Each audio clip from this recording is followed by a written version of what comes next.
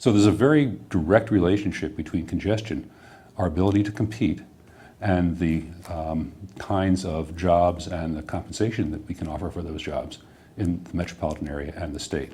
People are starting their work, at least in terms of transportation, much earlier.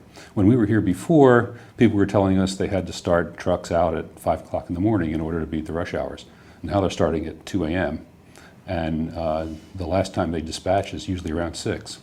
So things are getting much earlier and much more difficult for the drivers and people who are managing them. Secondly, a lot of businesses have decided that they don't want to run their own trucking operations anymore.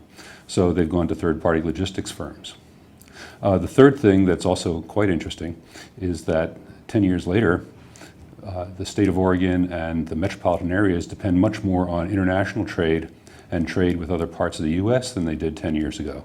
So the ability to get to the ports, the airports, and to other parts of the United States has become much more important, even for small and medium-sized businesses. The second largest value of exports from the state of Oregon is agricultural products, and they go all over the world.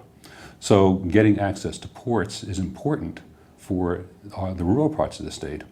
And most of those ports are located in our metropolitan areas, not just in Oregon, but all up and down the West Coast. So congestion in the metropolitan areas has an effect not only on people who live in those areas, but the entire state and the entire state's economy.